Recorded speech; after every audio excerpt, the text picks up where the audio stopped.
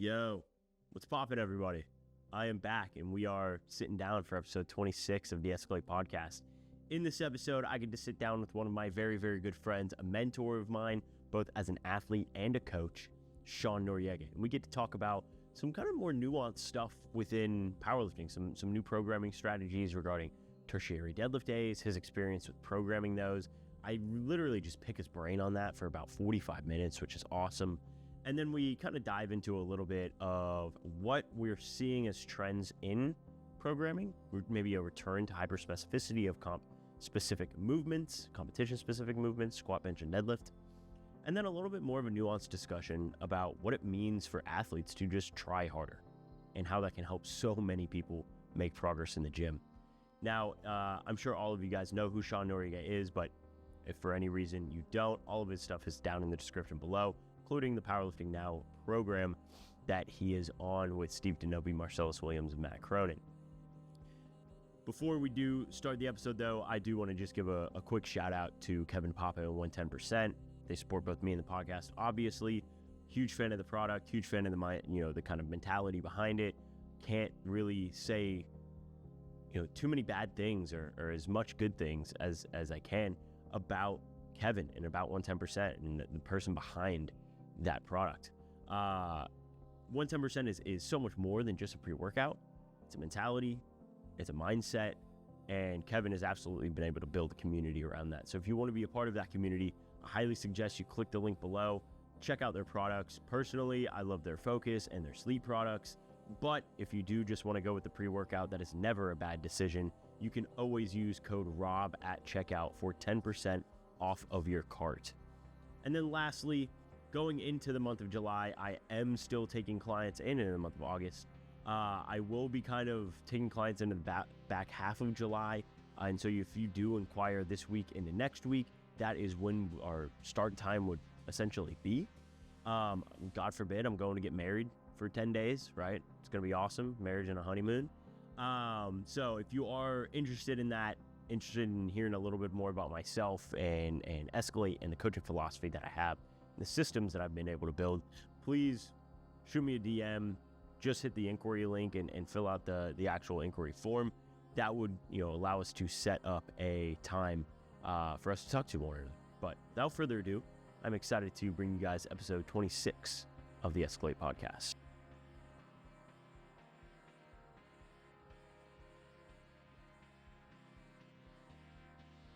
All right. Well, with that, we've got Sean Noriega here. We were just talking about how he's currently praising Pope John Pork II. No, he just made me spit water through my nose with something. But we've got Sean here. Sean's been a friend of mine for, I don't know what, like almost 7 years, 8 years. Yeah. It's crazy. And it's the first time that he's been on the podcast, which is really strange. We recorded an episode like 3 years ago that just got corrupted. We never tried again. Oh, that's right. I totally forgot about that. It had nothing to do with powerlifting either. And it was one of the first, it was like, what, when you first started this? Yeah, it was like probably episode 2. Yeah. Something like that. But today is definitely going to be talked about, we're going to talk about powerlifting. We've got a lot of really, really cool topics that we want to dive into. And I'm not going to give a huge introduction to Sean because most people listening to this probably know who you are. So we're just going to dive straight into things here. One of the first things that I wanted to talk about is a little bit of this. I wouldn't say it's popularization because there's not a lot of people that I know that do it. Yeah. But this concept that's been brought up by you and Marcellus a little bit, I've seen you apply it with a couple of your clients as well. It's this whole concept of having a tertiary deadlift day. Yeah. And, I've never used something like that. Obviously, I've had clients do a tertiary squat day. Most often you see tertiary bench days. That's a bare minimum. People bench it 3 times per week. But a tertiary deadlift day has never really slipped my mind. And so I kind of want to ask you how that came about, whether that was just conversations with the other Powerlifting Now guys and stuff like that, or if this is something that was brought to you and now you've started to use with your clients. Yeah, no, for sure. I think that this goes back even, this predates powerlifting now. This is a conversation I remember having with Brian Miner. I don't even know if he remembers having this conversation, maybe like 6 years ago now. Because, if you think about the typical, frequencies for each lift, right? Obviously, if you go back, I gotta use my years properly here because time really is flying by. But maybe if you go back like 10, 12 years, right? Frequency on each lift was never really something that got pushed, like a lot of the old heads, even nowadays, you go to some, more old school pockets of powerlifting around the country. Just the idea of doing any of the lifts, multiple times a week is still foreign to some people. But if we think about what the standard sort of frequencies for each lift were, when powerlifting first really became mainstream, you'd maybe bench 3 days a week, squat twice a week, deadlift once or twice a week. And, obviously that, like you said before we had started this podcast, how in the late 2010s, frequency started to pick up a little bit. The context for that was like intermediate level lifters. The volume was still fairly heavy compared to what I would say it is on average now. Like I think training more sub-maximally, at least on the back off work nowadays, is more common. And I mention all of this background to say that we've kind of made it, it's not necessarily the majority of your rosters that you're going to find squatting 3 days a week, but it's certainly a common thing to do. And I had posed the question, like I said, maybe 6 years ago now. I was like, this idea that deadlift is like inherently more fatiguing, or that we can only do it a certain number of times a week, and crossing that 2 day a week threshold is just not even something you would think about, only really makes sense if you're thinking about it from the lens of, okay, maybe we're pulling conventional or all of our volume is hard. But things transitioned away from that pretty quickly once powerlifting picked up, like 2018, 2019 era, when, we started to see kind of a rise toward sort of uncharted numbers for certain weight classes, right? Like strength levels were really starting to take off. And, I started to think like, okay, well, there are undoubtedly people where squatting 3 days a week is way too taxing. And there are some people that we coach where even squatting 2 days a week is too taxing. Yet doing 3 days a week of squatting is still a normal thing that plenty of people do. For something like a deadlift, especially if you're pulling sumo, I mean, if you think about how demanding that positioning is, especially if you're well leveraged for the deadlift, it almost became dogmatic, in my opinion, that like deadlifting was just more taxing. Like if you look at someone who has long arms, can open up their hips well, if they're pulling sumo, they probably have a better tolerance for that workload than they do putting a barbell on their back. And I just asked the question. I was like, when are we going to see someone actually try it? And I don't think anybody had until very recently. And, the reason, like I said, that it was introduced is there are going to be people who are so well leveraged to deadlift, that there's no reason it should just be this, there's no-go zone. There's no reason that we can't try it. And I think that there's a need to, how do I word this? I think that with the fact that the standard of strength continues to go up, and basically, as the, let's not say average strength level, but let's say like the top quartile of strength continues to go up, such that that's like the aspirational range for the average lifter. As that goes up, the, I guess, modalities you'll have to employ to actually get there will become more extreme. And I think that what we've learned about, workload management and making sure we're not running people into the ground affords us the opportunity to mess around with some higher frequencies. And I think that, for some of those lifters, the candidates for it, like I wouldn't try with a conventional lifter, someone who pulls sumo, who maybe, has pretty good, positioning, leverages, tolerance for the volume. If you just open up your spreadsheet, I know I'm rambling a little bit, but like you open up your spreadsheet and you look at the number of reps someone's doing sumo, the number of sets they're doing, and you go and look at their sheet and say, oh, they're doing, 8 sets of sumo a week. They're doing 50 reps of sumo a week. Yet I look at their squat and they're doing like 1 day low bar, 1 day high bar. And like the high bar day ends up being, an average intensity of 68% of their 1RM. I mean, look at both of those and ask yourself which one they have a better tolerance for stress for. It's going to be the deadlift, right? So like, if that's a common thing to happen, and you need to move the needle forward, like this seems like an unturned a stone that's been left unturned that we can start to explore. Yeah, and you had mentioned, first trying to experiment with this with those lifters that are a little bit more, attuned to deadlifting, right? You think of guys really long arms, it's kind of just like lock out at your knees kind of archetype, right? The quote unquote deadlift specialist. And I'm wondering if this came about as either I guarantee you're going to say it's both of these. So I'm going to answer your question for you. Sorry. Whether it's an idea of getting a little bit more tolerance to the tissue itself. So I think of this as adding in a quaternary bench day, where you've got somebody that just needs a little bit more muscle building. So, a tertiary deadlift day, it's kind of akin to that, where instead of, doing a quaternary bench day where you've got like 2 sets of 8 close grip, maybe you do, 2 sets of 8 RDLs or conventional, right? Something that's going to just tax that musculature a little bit more. Or it was the case of, oh, wow, they're really kind of quote unquote forgetting how to, deadlift, which is a bit more traditional to the tertiary squat day, I think, where you need that session in there to prime them for a specific intensity or to prime them for a specific movement pattern. Have you seen both cases? Have you seen one more than the other? And which one, if so, is a little bit more common?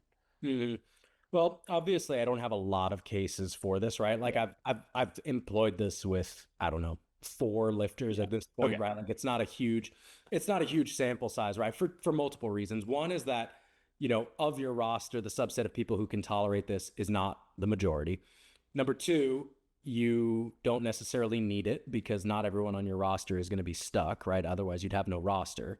And then number 3, like there aren't too many people who care enough about powerlifting to like, spend that much time in the gym, right? Like if you're really trying everything a la Agatha Shitko, like you got to be making your country's median household income in one single competition to justify it, right? So a lot of people wouldn't even want to do it. But of the people that I've used it with, when all 3 days are sumo, it's typically that skill set type, implementation akin to that tertiary squat day or like the primer sort of bench press where you're trying to get extra skill practice, right? Because, if you're using, let's say 2 deadlift days, and if someone is a candidate for this, they probably have 2 deadlift days that are meaningful, right? You're trying to get this like sort of optimal amount of workload and intensity on both days in such a way that when you're designing the program, you're like, okay, I'm going to put this day here to avoid taxing this day and do this, so on and so forth. And sometimes that can manifest itself as like 2 days that are spaced too far away that, you end up feeling out of practice on the day that you should be lifting the most weight.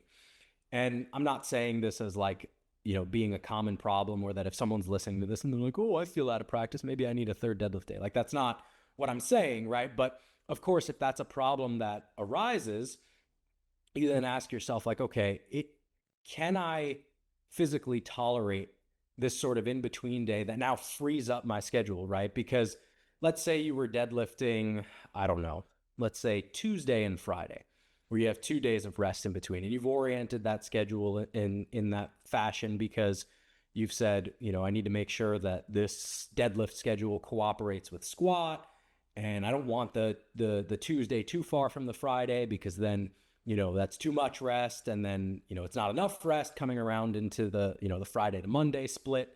So you've set it up in that way, and, you're trying to maximize the amount of workload on both of those days.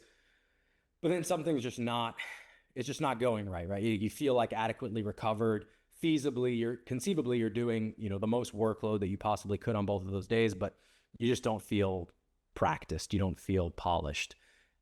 That opens the door to be able to say, you know what, like I can move that Tuesday to Monday because I'm going to put a day right in the middle. That just gives me some kind of practice. And like I said, the main reason to even try this is just asking the question of like, there's no way that putting a barbell on your back and squatting low bar is less taxing than pulling sumo if you're like adequately built for it. Like, think about the joint angles of a sumo deadlift. Like, your torso is pretty upright. You're not in that deep of hip flexion. It's just not a taxing movement, at least relatively. So that kind of frees up the space to say, you know what, I maybe can tolerate, aggressive workload on both deadlift days, and then have this sort of middle practice day in between. And that's the case where I've seen it more often. Like, the two ways that I've implemented it have, kind of answered both of the questions that you just mentioned, of both of the cases. The most common one is the 3 days of sumo, where it's like secondary, primary, and that middle day is just some kind of technique work. Obviously, that day can be heavier or lighter depending on who you are. Like, when I've used it going into nationals, it was actually a fairly heavy day. Like, I would take a single, I think I took on average that final block between like 287 to 300 kilos on that day as my primer single, so to speak. And like, that worked beautifully. And that was on 1 day of rest. So I think the deadlift was like Monday, Wednesday, Friday. Sunday. It was Sunday, Wednesday, Friday. The other case I've used it was with one of my lifters where we did 2 days of sumo and then 1 day of conventional. So in that case, it was a situation of like, okay, I know that this person from a skill standpoint needs to pull sumo twice a week. Like, if we don't pull twice a week, they're screwed. But at the same time, they need to hinge. Like, if they're not doing hinge work, they're gonna, start scooping their deadlifts. They're not gonna feel like they have strength in their back to maintain positioning off the floor.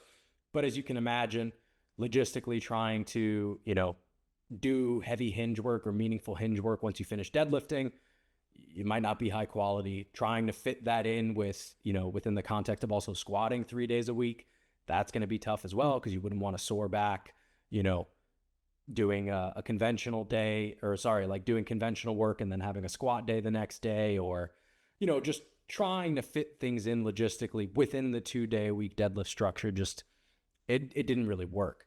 Right. So in that case, it was, we put the secondary conventional work on a squat day so that it doesn't interfere with another squat day. And then we just have that middle day be that practice sort of technique sumo day. And again, I say practice, it doesn't necessarily need to be like 3 light singles. Like, it could actually be rep work. But the point is just that if we were to, program 2 days of sumo and the secondary day was meaningful work, that quote unquote meaningful work is now conventional. And then maybe less intense work was now done on this sort of middle sumo day, just to have the person prepared for that primary. So those are the 2 ways that I've done it. As you can, see from what I've explained, that middle day is usually meant to be just going through the movement pattern. That can sometimes look like moderately heavy singles. It could sometimes look like, moderate sort of rep work, like 3 to 5 rep range, leaving some reps in the tank. But yeah, that's pretty much the way I've done it. Yeah, I mean, you bring up a really, really good point, and you mentioned it multiple times, which is why I want to, hit on it again. Is, I mean, like you said, you look at the biomechanics of a deadlift, and, for those that are gifted to have good deadlift leverages, it's not a ton of work, barring the amount of time that they're actually like actual work, like power and work kind of stuff, right?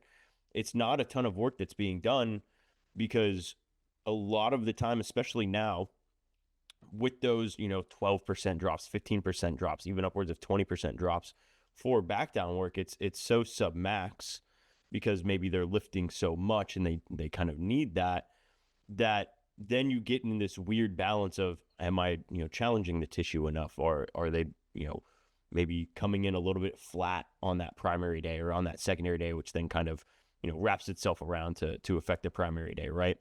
And so that's a really, really cool, kind of way of looking at it, because you're absolutely right. Somebody that's very, very, highly leveraged for deadlift most times is not very highly leveraged for squat. And so being able to just kind of shift the perspective of, oh yeah, we have people that are highly leveraged for squat that squat 3 times per week. It's very common to do. Why don't we do the same thing the other way around? Yep. right? Like, Absolutely. why not just flip the script here? Now, for those people that you mentioned, you had them conventionally deadlifting because you felt like they needed that hinge work, that, doing that hinge work as like an RDL after a secondary day or an RDL after a primary day, the quality goes down, you're just beat up, you're not able to, load as much.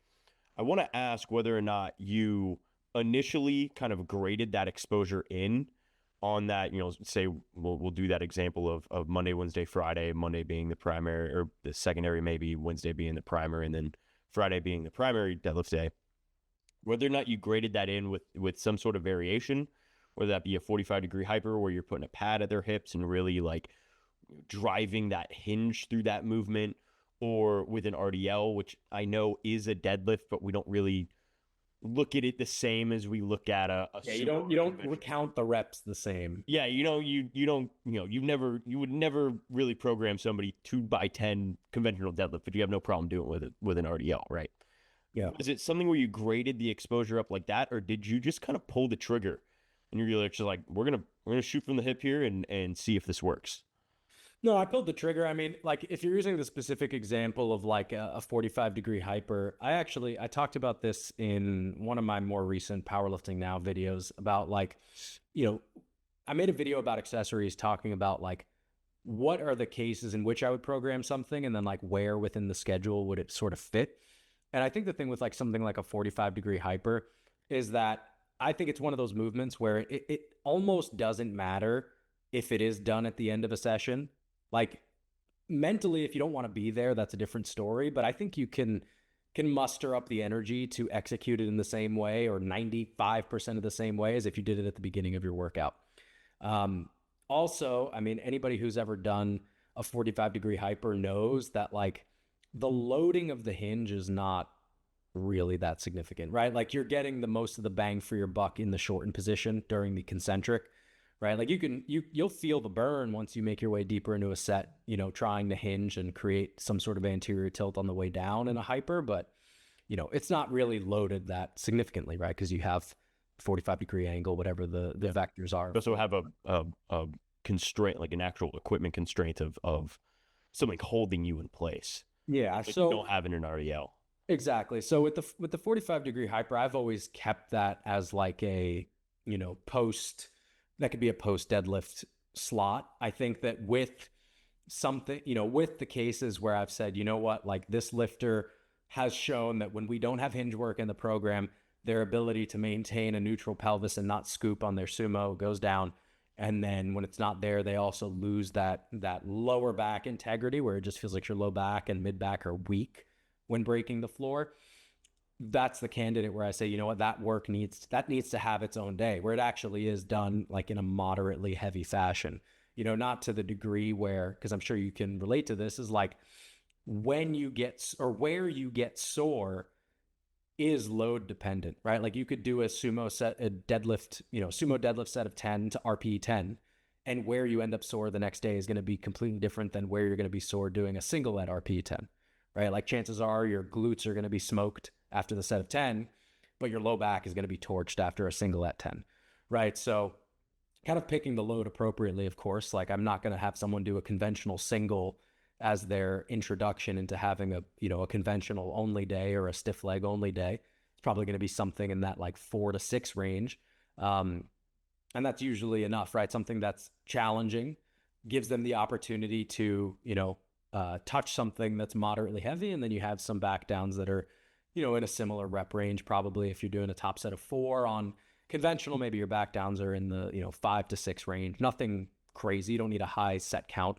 I don't think too many of us are even programming, high set count conventional because, that retention of strength or endurance within a workout conventionally goes quickly.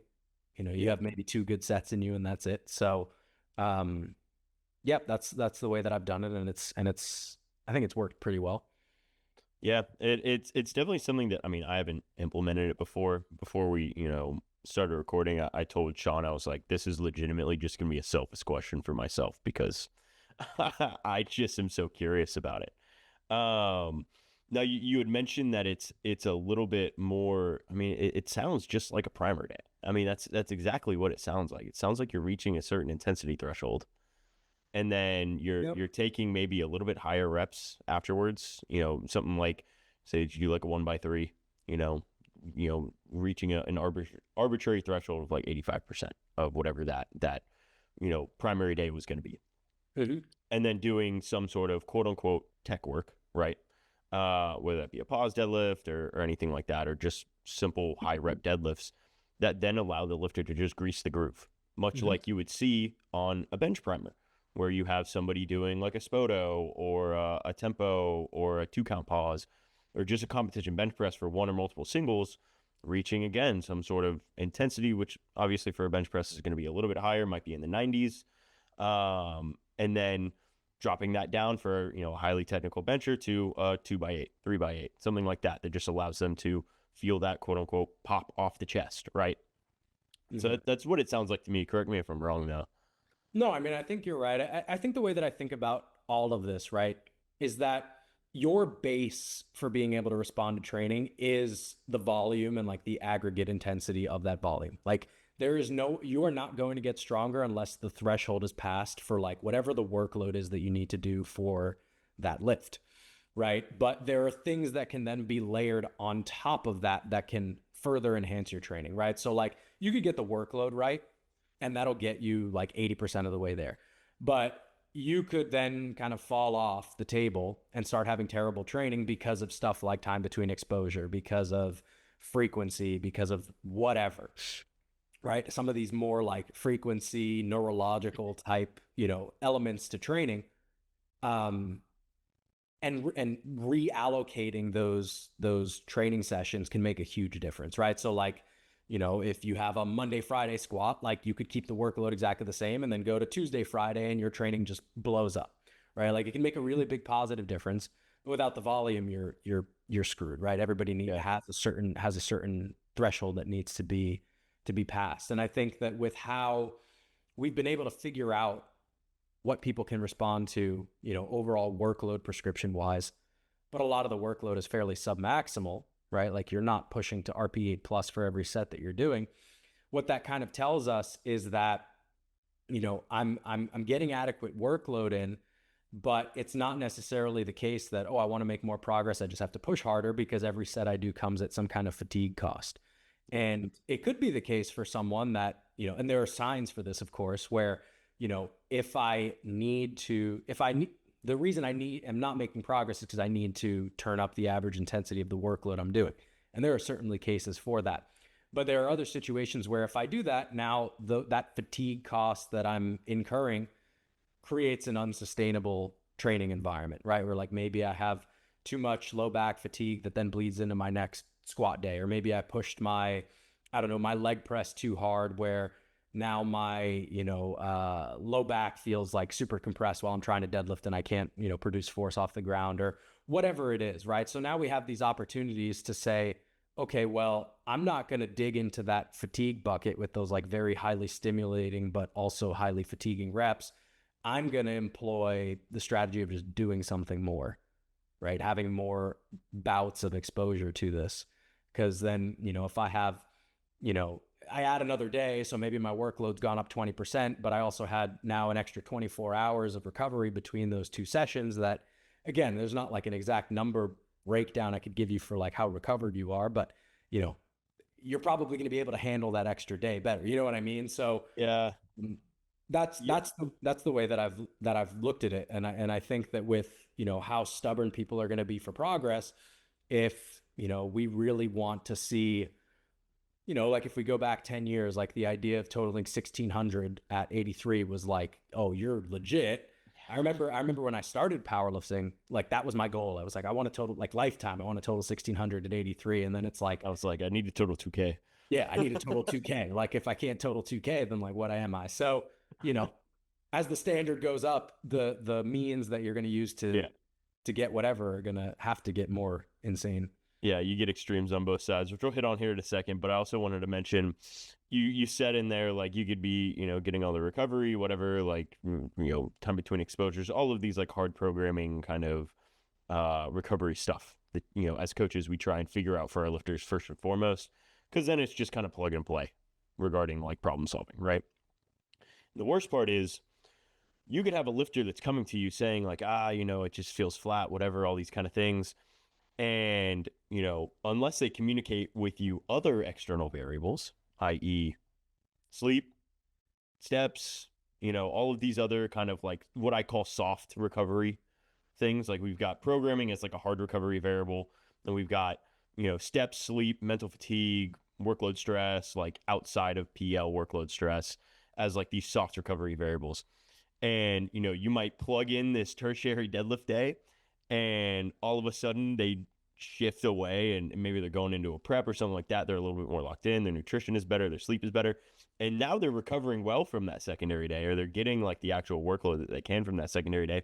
And the primary day is feeling fucking cooked because they have this like tertiary day now in there that is absolutely frying them randomly. So I'm saying all of this just to remind anybody that's listening that, might be a new coach or whatever, you need to exhaust a ton of options, I think, before you come to this conclusion, right? Like this should not be step one. I think that, finding all of, making sure the soft variables are good, making sure the hard variables are good are first and foremost, like where you need to start. And then after that, playing with, volume a little bit, which I would say is kind of the next funnel down. And then you get to this kind of extreme, quote unquote, extreme kind of programming change. But yeah, no, but to talk about the kind of powerlifting of 10 years ago, back in the glory days, man, I wish we were still back there because I feel like shit totaling 1600 now, right?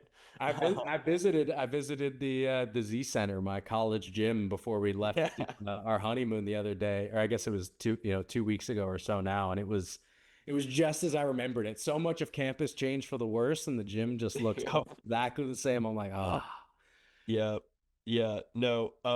And I actually had this conversation with so many people in the gym. I feel like I blinked, like legitimately. I feel like I blinked. It was like 2021. 2020, 2021, you total 800, like primetime slot. Like you're a primetime slot, you're probably on the podium. You're fighting for first place. Like Russ, I think, was still at 830 at that point still. So it's like, 820, 830. Yep.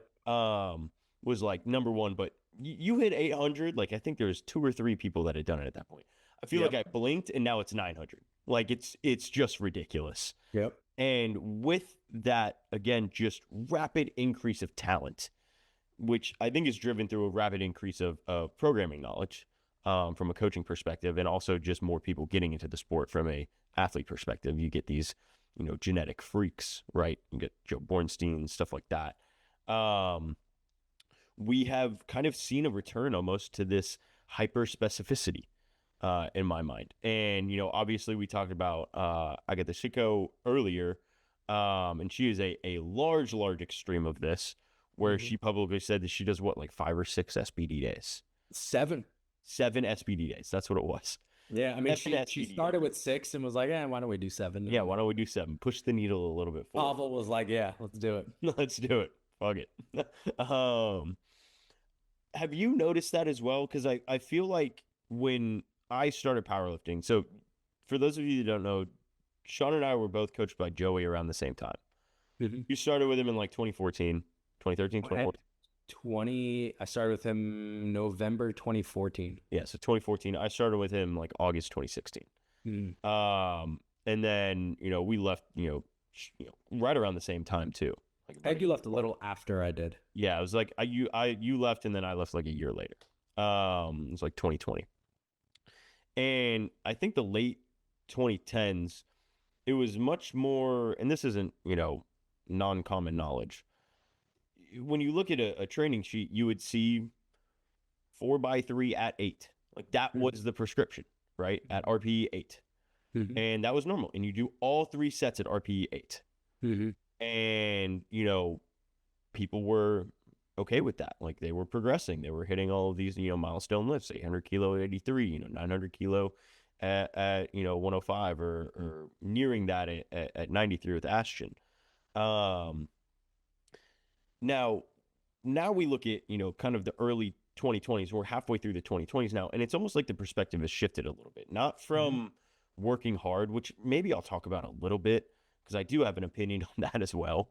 But also from a perspective of adding in more variations, adding in, these tempos singles, these pause squats, these pause deadlifts, stuff like that. And it's obviously worked really, really well. And I kind of just want to get your opinion on that. I mean, you've been in the sport for that amount of time, so you've obviously noticed the shift too, I think. And whether or not we're kind of seeing almost a return back to that old programming style, or if it's, in my opinion, what it is it's just going to be a hybrid of it where it just evolves and continues to evolve into the late 2020s and 2030s as well. Yeah. So I have a couple opinions about this. So I think that, the older sort of just like, okay, if you want to get good at comp squat, you got to comp squat 2 to 3 days a week. And, your workload has to be meaningful, meaning that it needs to be RP 7+ kind of all the time. I think that actually works really well for the majority of people. I think that if you are a beginner or intermediate level lifter, that is tolerable. I think what ended up happening is that because powerlifting coaching became a commodity and the sport attracted a lot of talent, and you have people who say, I need to be the best in the world, and you have two guys who are genetically, exceptional, pinned against each other, and one guy squats 7, the next guy squats 710, and they're going back and forth, right? You have this commodity that now arises of the elite powerlifting coach. And as an elite powerlifting coach, you are going to coach more elite powerlifters. And eventually it gets to a point where now there are people who are stronger than human beings have ever been at any given body weight. And once you get to that point, your tolerance for that kind of average workload goes down, right? Because the overall load that you're being exposed to, as well as maybe your, just tissue tolerance in just the wear and tear of this, as well as any sort of like, joint or just kind of like those like, typical sort of like power lifter type pains. You get that like stabbing feeling in the scapula from arching on bench all the time. You get that pinching in the front of the hip from doing low bar and sumo all the time. Take your pick. You get those sort of overuse, pains or aggravations.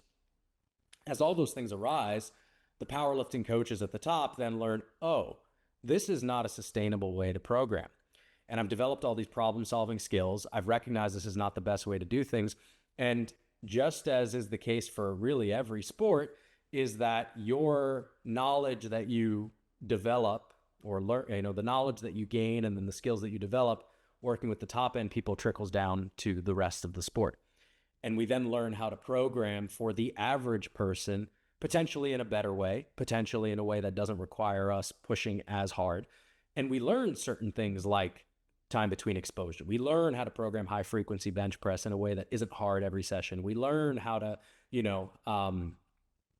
play with like primer sessions and stuff like that. Like that all arises out of, I need to create progress in such a way that is up to a new standard, as well as not just like beating someone into the ground all the time. So I think that that's where things have come from now, right? We've also, if we're going down the route of variations, we've also realized like, hey, people with certain leverages like can't necessarily tolerate, this amount of specificity because of how it just beats up the same area over and over without targeting the actual, tissue that's responsible for moving the weight.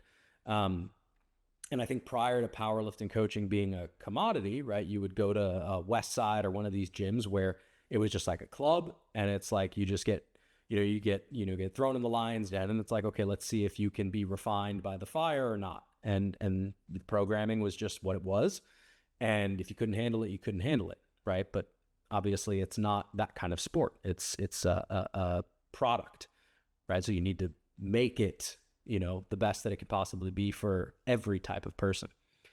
So that's what I think we've seen to date.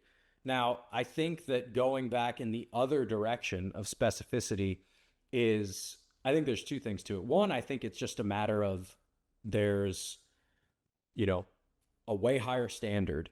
So people are going to be willing to do things that are more aggressive and potentially, risky.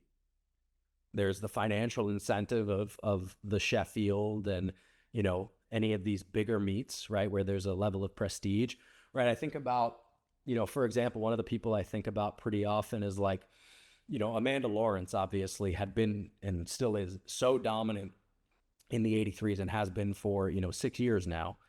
And until a meet like Sheffield, you can, not that I doubt she's like complacent with not making progress, because nobody likes not making progress. But if you keep winning world championships, and that's the pinnacle, or the like, it's really the primary metric of your success is winning world championships. But then you go to Sheffield and you can't even beat yourself, so you place 12th every year.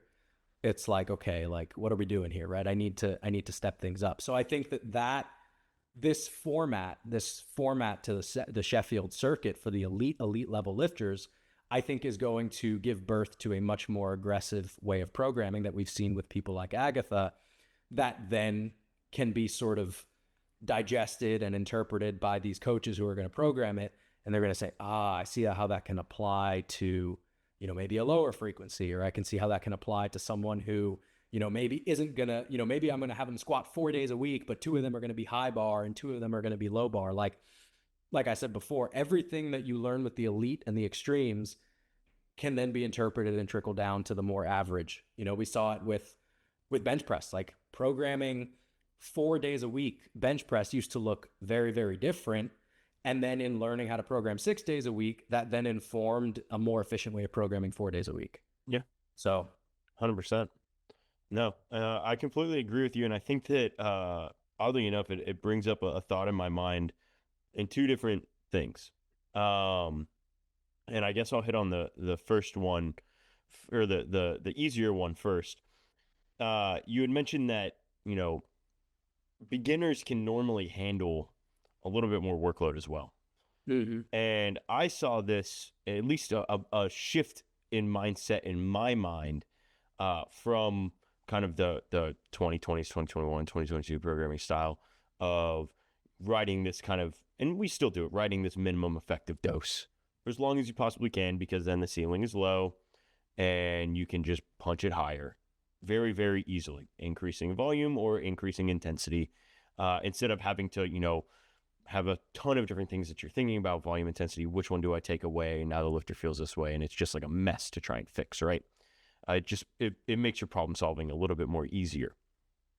However, with a beginner lifter, having that minimum effective dose that you are used to for an elite or just even average person that's just fighting for like a nationals QT, right, can be super not beneficial. It can be just like not enough that they need at all. And so utilizing a little bit more specificity, utilizing a little bit more intensity, these straight sets, stuff that they can actually adapt to very quickly and tolerate because they're newer in the sport and their connective tissue can handle it, is very, very beneficial in my mind.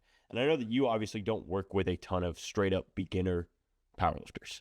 You've kind of made a name for yourself as a powerlifting coach to this point, and you kind of attract lifters that have been in the sport for a little bit.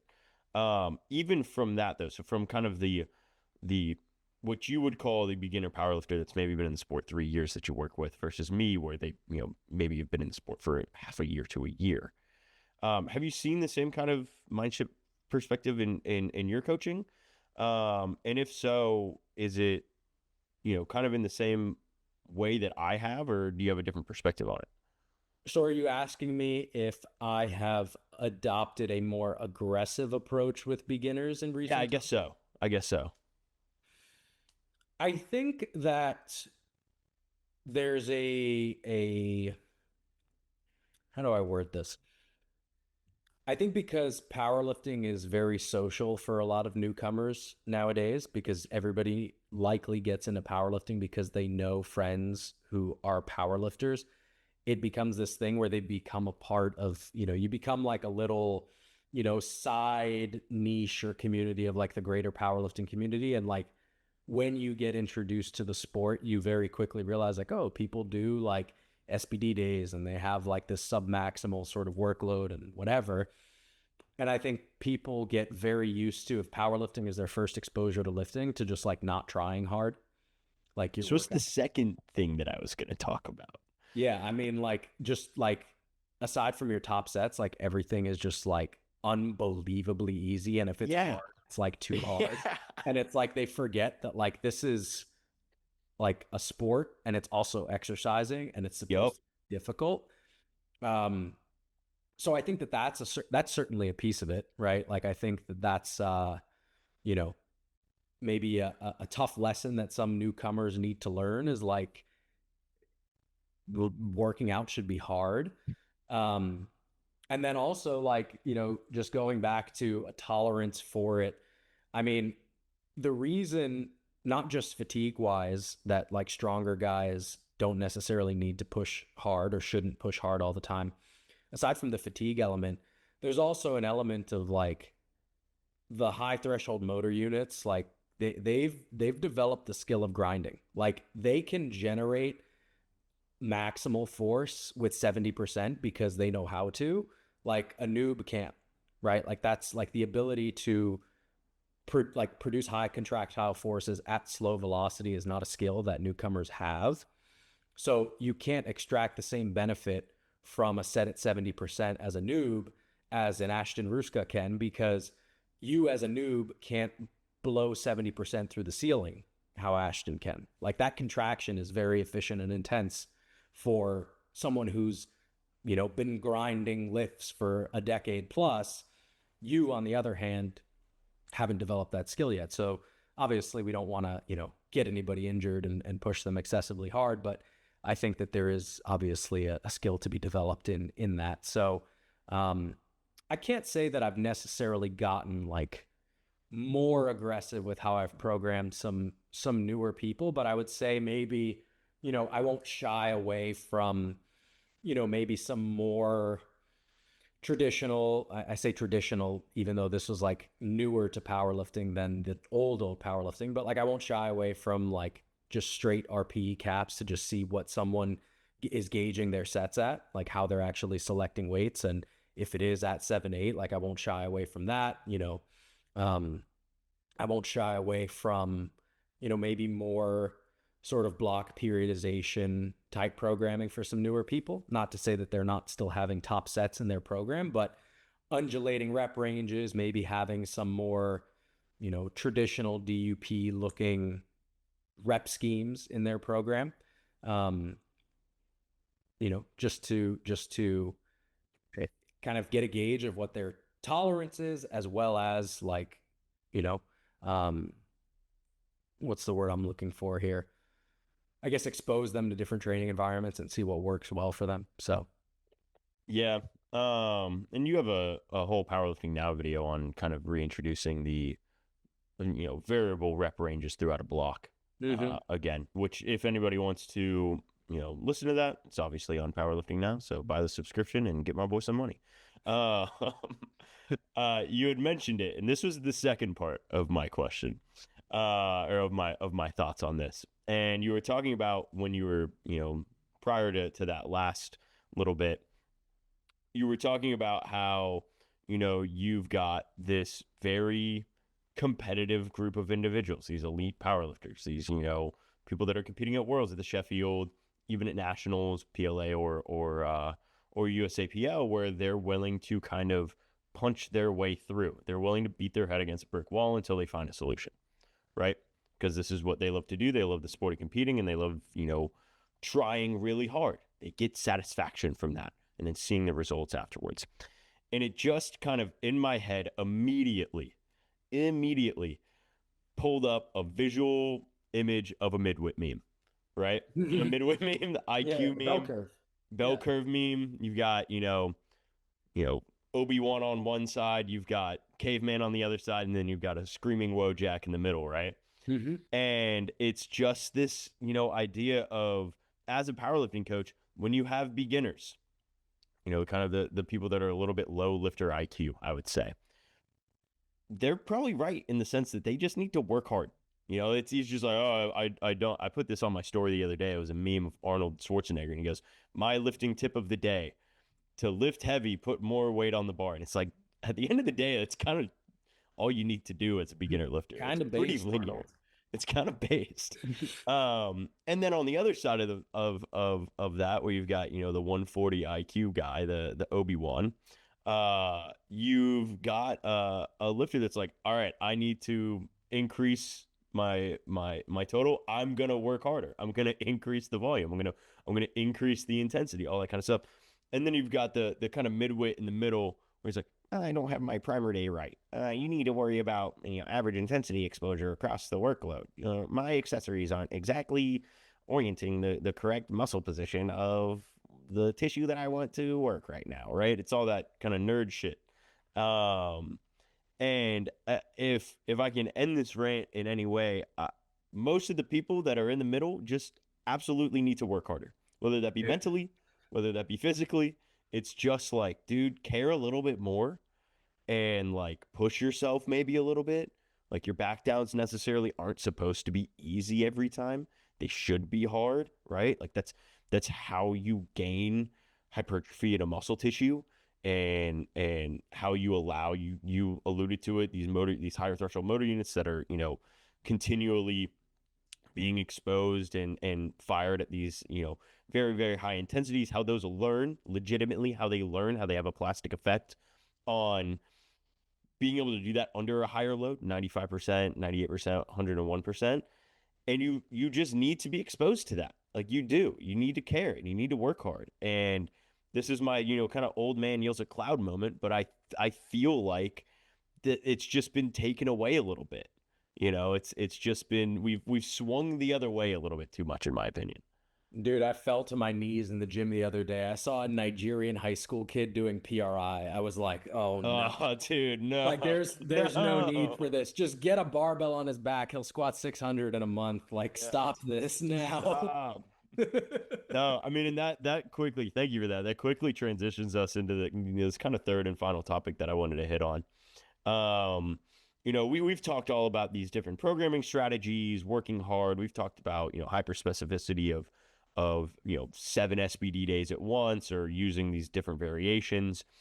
And, you just alluded to the use of PRI work, which again, throughout, the 2020 to 2025 range has been the most popular thing in powerlifting, in my opinion. Like it's just, everybody wants, almost like it's a badge of honor, they want to have to do a breathing drill with a balloon on the floor. I don't know why, but everybody wants to have to do it. I'm gonna bring like one of like the birthday, like what's the thing that you blow into, it makes the sound on the people. Yeah, a little kazoo. I'm gonna bring that to the gym instead of a balloon. I'm just gonna be on the floor just doing my reach. Oh my god. Where was I going with that? You said that it's a badge of honor to be doing breathing drills. Yeah, when half the time it can be something else. It can be something like load management that helps you, or a variation that helps you.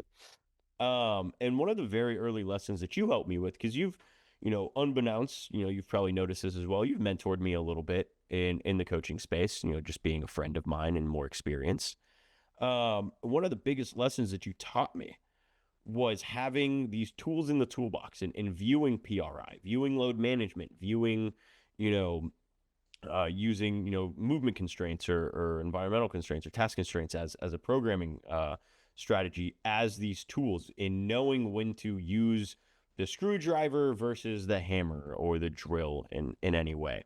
Mm-hmm. And I just wanted to just get your opinion on that, because for me, it was the biggest lesson of my life for this, for this sport. It absolutely was. And if you can kind of give that lesson to others, I would love that.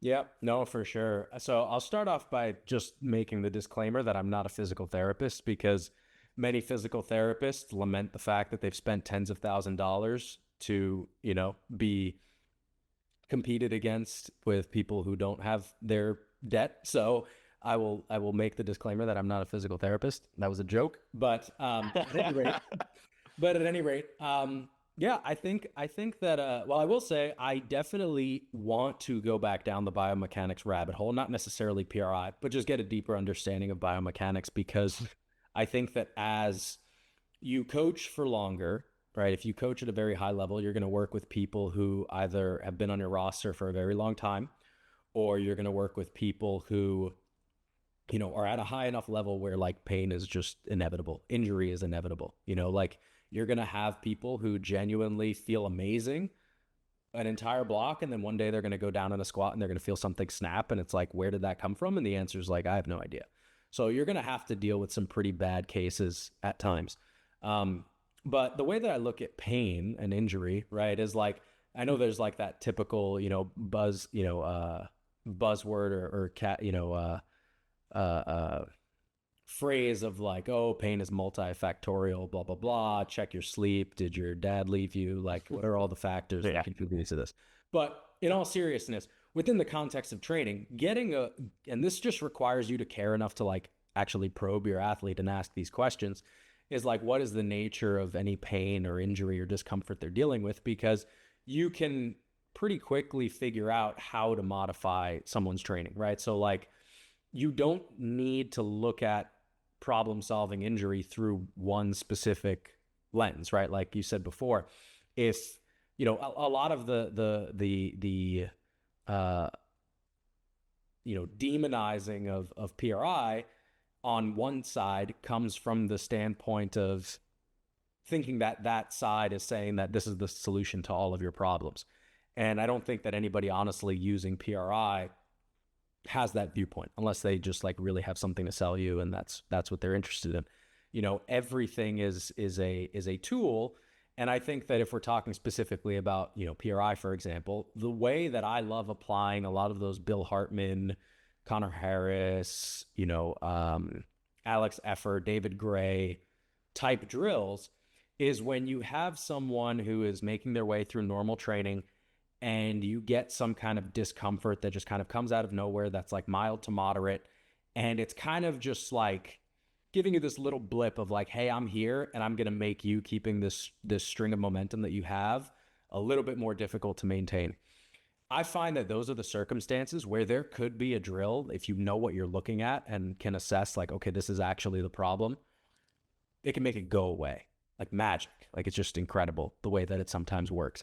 And I find that to be really useful because like you could load manage, absolutely, but you might kill the momentum and training that you have, right? Which maybe if those are the tools that you have, or maybe you're at a point in someone's training year where like, okay, we can afford to be a little bit more cautious, risk averse. Let's just kill this now so we don't have to deal with it later. Could work.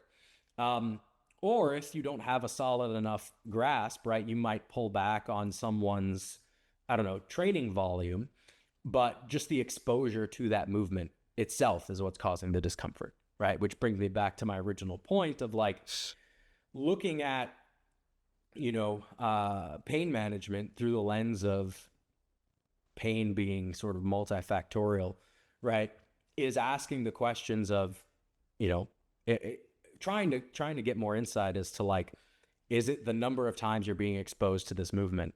Is it the load? Is it the fact that you're doing, an exceedingly high number of reps within a set such that when fatigue kicks in, that's when the pain starts to arise? Because, you get some people where if I can keep technique really pristine, I don't feel it. But then as I'm getting gassed and breathing more heavily and my squat center of mass starts to shift all over the place, oh, I feel that SI joint a little bit more. Is it, like I said, is it intensity based where like, oh, I could probably get, the same amount of tonnage in, but I just have to keep the load on the bar below 75%. Because once I go above 75%, it doesn't matter if I'm doing a set of 5 or a single, it still hurts, right? So like load management, just, that phrase applies to literally everything, right? So you need to, as a coach, be able to ask those right questions so that you know how to restructure training, because the tools in the tool belt for load management could look like, employing some sort of PRI movement that, reorients, helps a lifter get better context or reorient their center of mass during a lift that like manages load because it is now diverting the stress to a different structure or reducing the stress to a certain structure because you've maybe freed up some range of motion temporarily before doing that lift that now it's not as painful. Or load management can be, hey, I can still get, high RPE work in where the set count, rep counts, all of that is the same. But because I'm changing the implement or the apparatus that I'm using to get that, or maybe I'm going from low bar to SSB, I'm load managing, right? Or, hey, like when I go above 5 reps, it doesn't matter what percentage of weight's on the bar. As I get aerobically more taxed, that's when technique starts to degrade, and that's where the pain comes up. Then I can do 6 sets of 3 instead of 4 sets of 5 or 4 sets of 6 or whatever. And that's load management. So there's so many different ways to look at it. I do think genuinely that like the barbell medicine era of being involved in powerlifting kind of poo-pooed the biomechanics stuff, and I think that that was wrong. But I also think that we went through this era as well of like 2019, 2020 of, you know, do your hemi bridges, do your adductor pullbacks, you know, ribs down, pelvis tucked, keep yourself stacked, and that's going to solve all your problems. And it's like, okay, no, it's not. Like, that's not. If you're trying to you know, build into a competition or build a successful training year, like that'll help you in a pinch, but like that's not a sustainable, you know, aid to carry along with you across a training year. Like that's like let's inject this into the system to buy us enough time to finish this block kind of thing. Yeah. And one of the biggest lessons that actually Dev kind of told me, or he didn't tell me, but he actually kind of, when I worked with him, Dev Rajroy, who's been on the podcast before, is yes, use like positional drills, use them, like use it in the right context. Too busy to use them. Yeah, people act like you're like eating up so much time by like 3 sets. Like where you got to be? Where do you have to be? You selling bone density scanners? Like what's going on? Use it. And also, once you are able to kind of increase the range of motion or free up, expand whatever area, you know, that your goal is, also strengthen the musculature around that, you know, barring whatever you need to do. You know, I see too many times somebody will do, you know, offset quadruped breathing or something, you know, like a door frame lat stretch or a preacher curl with like a ER or IR bias, right? And then they'll just immediately go into benching or immediately and think it's just like, okay, I've got to do this for the, you know, 6 months and that's my bench warm up. And it's like, dude, the goal is for you to free up that space and then, I don't know, maybe strengthen the rhomboid, strengthen, you know, teres minor, teres major with, you know, kind of more traditional PT, physical therapy work that somebody might have, and then not have to do that anymore. Like just not have to do it and feel better and just be able to bench. Like I say this all the time. My goal in life for the past like 2 years has been to find a way that I, if needed, I can hop on the bike for 5 minutes before I go squat and then go squat and be pretty much pain-free, which I haven't been able to do because I've been toying around with all these different drills and stuff. And so I've figured out for myself, I figured out for a lot of my clients, not only do you need to, yes, put the Band-Aid on, get the quick fix that gets them moving better, but then also actually strengthen the musculature that allows for that freedom, right? And whether that be through, like I said, some more traditional PT work, or whether that just be through accessories. You know, it's another very easy way to do it. I think that's a huge thing because, like I said, there's a lot of young coaches that are using PRI on the wrong context. They haven't gone through they haven't done their due diligence, haven't read on it. They just know that, oh, my friend told me that if I do this, my shoulder feels better. Okay, why was your friend doing it though? Right? Like, was he doing it? What was the goal? Like, you have to know the goal. And so, I mean, I've definitely fallen through that pitfall before just as a young coach. And I'm basically just, you know, TLDR ranting here, to say, don't fucking do that shit. It's stupid, right? Like, don't be that guy. Yeah. I also think there's something to be said, and this isn't a position I've always held. I think this is something I've kind of shifted my perspective on, is like, if you lift with a technique where, and I'm not saying not to warm up, I'm a big proponent of warming up. I hate the trend that of like posting on social media, like 20 barbell squats and I jumped immediately to 220. Okay, bro. Shut the fuck up. I just did my top set with no warm up. Like, okay, bro, I'm sorry. You had to go meet the crown prince of Saudi Arabia. Like, you got to hop on a flight right after this. Like, dude, you probably have an online job. Like, you have 10 to 15 minutes. So at any rate, that's my little rant, but I don't like that. I'm a big proponent of warming up, but I do think there's something to be said about, like, if your technique that you use to lift requires you to like like you are dependent on these movements kind of in perpetuity, like you probably don't have the best technique to be doing that lift. And that's not always an opinion I've had, because there is a balance of like, okay, we are doing a sport. Like it is, you're trying to do the most, at times, the most extreme thing, because that's going to maximize your performance. But like, if you look at all the people who are at the highest level in a sport, like the movement is pretty efficient. And if a movement is efficient, it probably is not that extreme, which means that, in normal circumstances, you shouldn't have to do too much to be able to perform that movement. And I think that's something that I've learned, in my own lifting, because, my squat for like, this is the prime example I'd give, is like my squat has gotten less absurd looking as time has gone on. I used to squat very, very wide. I used to do a ton of PRI stuff and certain isometrics and all this crazy stuff before squatting, and it was a necessity. Like I just felt so uncomfortable squatting if I didn't do it. And then in the past year, I had switched to just doing leg extension, leg curls, split squat isos, and then I get under the bar. And then nowadays, I mean, there are times where I feel like, okay, I got enough steps in for the day that I feel like I can just get under the bar and start squatting. Yeah. And I'm 29, and I couldn't do that at 18 or 19. And I don't think that like that's an outlier case. I think it's just a matter of, one, not being married to a lot of these drills, number one. And then number two, like your lifting technique should probably not be just Mongo. Yeah. Yeah, for sure. Well, that's a really, really good way to end it. I appreciate you coming on, man. Obviously, like I said, we've been friends for such a long time. This is long, long overdue. I am going to give you the opportunity to plug anything. I know, obviously, you're part of Powerlifting Now, if you want to talk about that. And then you're coaching as well.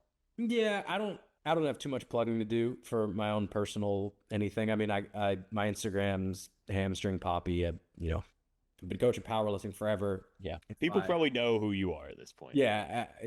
I mean, I think that's a fairly realistic assessment of things. So yeah, you'll know where to find me on Instagram, hamstring poppy. The only thing I would plug is Powerlifting Now. I mean, truly, we've put a lot of effort in to make this like the premier library for educational content, and I think that it's I think that the quality of coaches in this sport is so high right now, and I think that the amount of educational content, obviously we're not the sole educators or providers of information in the sport, but I do think that there's been a very positive impact on being able to take people from beginner coach to like being able to do our job like 90% as well as we do within a couple years. And it took us, a decade plus to get here. So, I think it's a very affordable service. And if you want to be a better lifter, a better coach, I think Powerlifting Now is invaluable. You get 4 or 5 hours of content every month for $15 a month. It's hard to beat. Yeah. And I'm on there too. So watch my video. True. You are on my fucking video, bro. Don't watch any of Sean's. Just watch mine. Inflate my numbers. All right, man. Well, peace out to everybody listening. If you made it this far, I appreciate you. I'll have all those links in the description below. And as always, continue climbing.